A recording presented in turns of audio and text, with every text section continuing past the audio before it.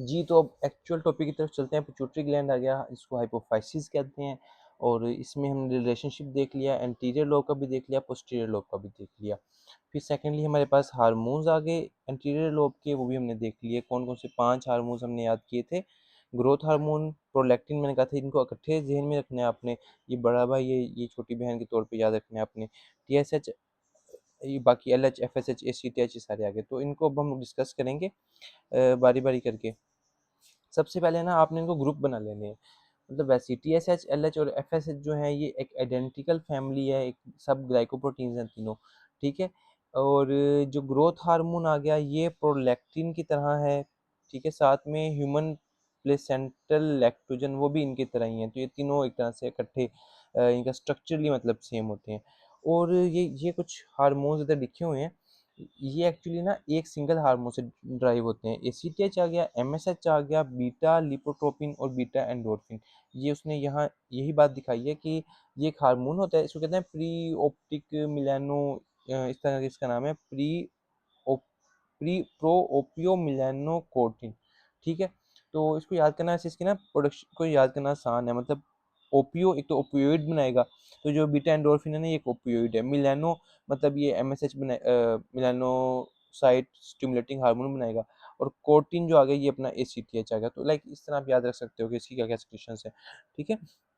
तो ये एफसीपीएस में सवाल आया था कि गालबन ये सवाल था कि एसीटीएच किस का प्रिकर्सर कौन है गालबन, ये सवाल था। तो उसका आंसर था ये प्रो ओपियो मिलानो कोर्टिन, सही है। ये आपने याद रख लिया। उसकी अच्छा, तो इसी वजह से ना यही जो हमारी कुशिंग डिजीज होती है, कुशिंग डिजीज में क्या होता है, कुशिंग डिजीज में होता है कि आपकी एसीटीएच की प्रोडक्शन ज़्यादा होने की वजह से आपके ये स्टेरॉइड हार्मोन्स होते हैं वो ज़्यादा उनकी प्रोडक्शन होना शुरू हो जाते हैं बॉडी में। तो ये एक टॉपिक भी हो सकता है, या पिट्यूटरी एडिनोमा की वजह से भी हो सकता है, तो उसे कुशिंग डिजीज़ कहते हैं। तो हमने कुशिंग डिजीज़ में देखा कि उसमें ना हाइपर पिगमेंटेशन होती है बॉडी की, ठीक है।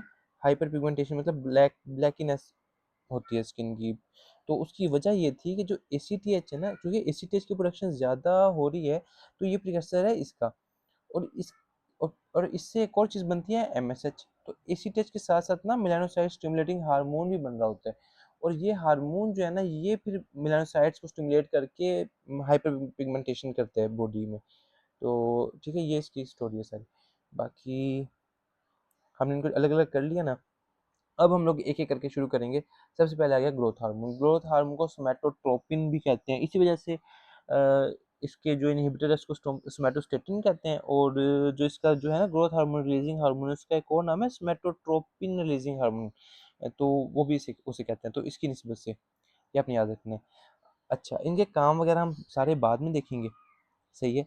मेजरली जो चीज़ अभी हम लोगों ने डिस्कस करनी है ना, मैं चाहता हूँ कि एक दफ़ा हम लोग जो मुश्किल मुश्किल बातें ना सारे चैप्टर की इकट्ठी करके निकाल लें, ताकि बाद में फिर हमें अलग अलग मसला ना हो। अब हमें ये देखना है कि अब जो ग्रोथ हार्मोन है वो जाके किसे स्टिमुलेट करता है, या फिर ये जो सोमेटोमीडियन है ये किसको इनहिबिट करता है, या फिर लाइक ये सारे जो रिलेशंस है ना, मैं एक ही बारी में अगले लेक्चर में सब तमाम जो चैप्टर में है वो सबके आपको किसी तरीके से ना याद करवा दूंगा। फिर जब हम आगे चैप्टर में जाएंगे ना, तो सबके फंक्शंस पढ़ते जाएंगे कि किस ग्रोथ हार्मोन का क्या फंक्शन है, वो बहुत ईजी हो जाएगा। चलें फिर।